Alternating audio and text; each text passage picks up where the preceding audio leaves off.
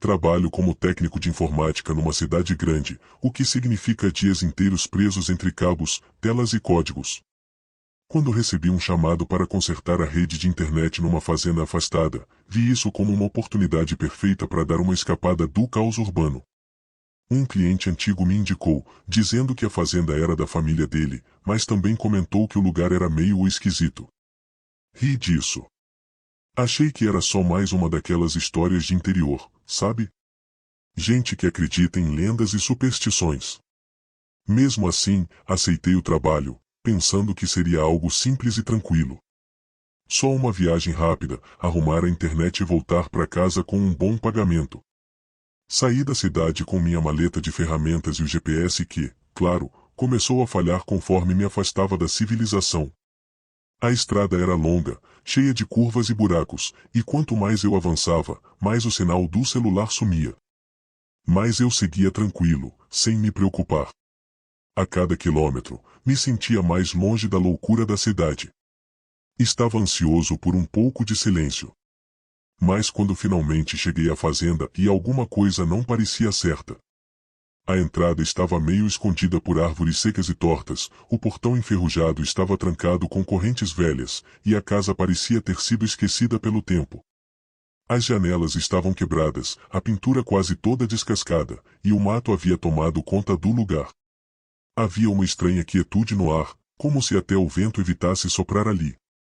Algo me dizia que eu não devia ter vindo. Eu senti um arrepio na espinha assim que saí do carro.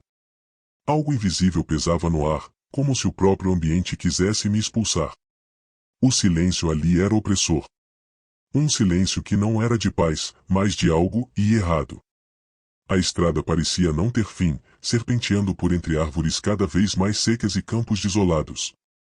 Quanto mais eu me afastava da cidade, mais o peso do isolamento caía sobre mim. Não havia sinal de vida a quilômetros, e o silêncio que reinava me deixava desconfortável. Quando finalmente avistei a fazenda, uma sensação de inquietude tomou conta de mim. Algo estava muito errado. A casa parecia estar lutando contra o tempo. As janelas estavam quebradas, a pintura descascada revelava a madeira podre por baixo, e os campos ao redor estavam mortos, como se ninguém tivesse pisado ali há anos. Nem um pássaro cantava, nem o som de insetos. Era um silêncio denso, quase sufocante, só interrompido pelo vento ocasional que assobiava, como se a própria natureza evitasse aquele lugar.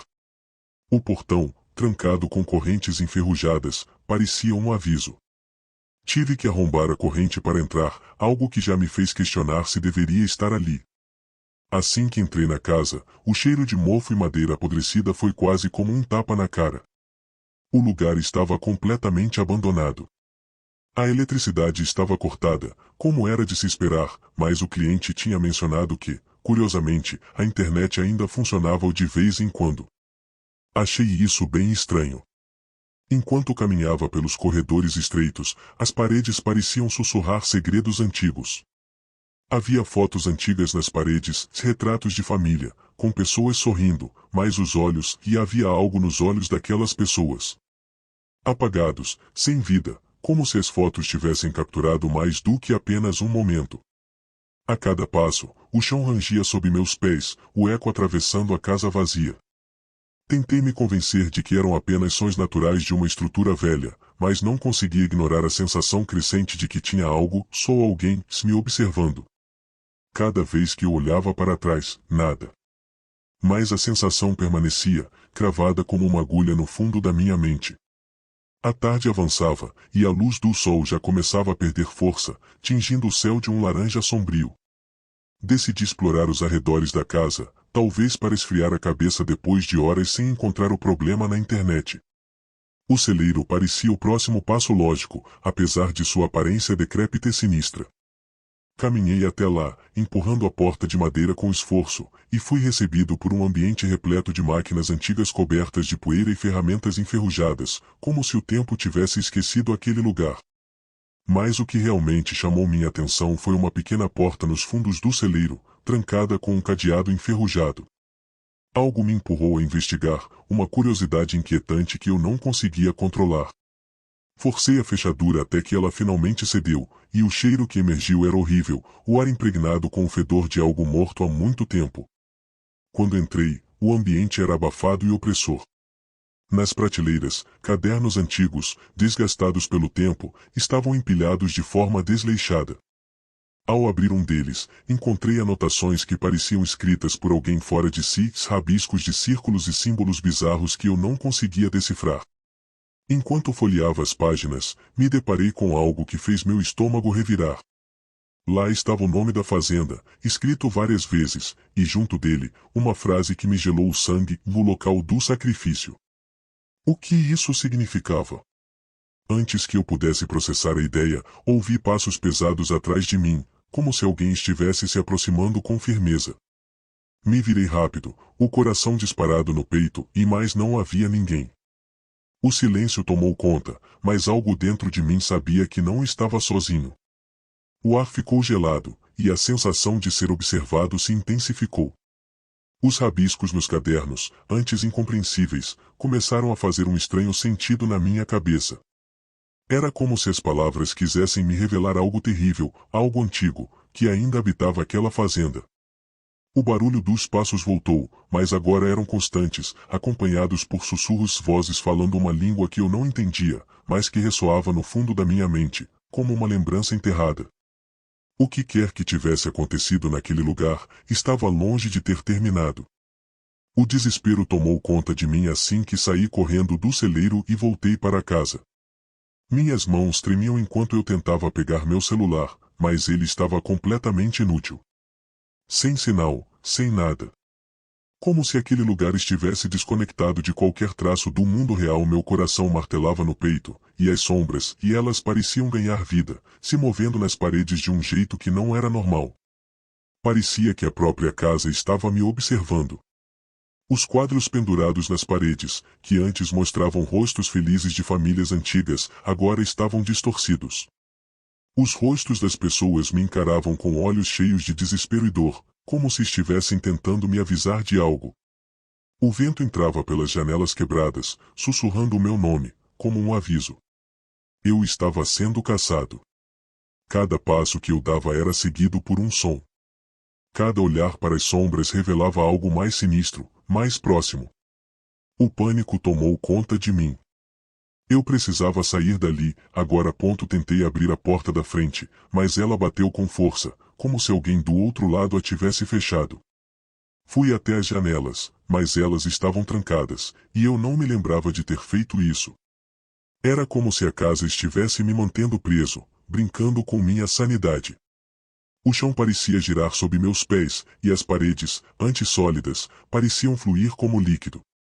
Cada sombra que eu via nas paredes não era apenas uma sombra, tinha forma, tinha presença.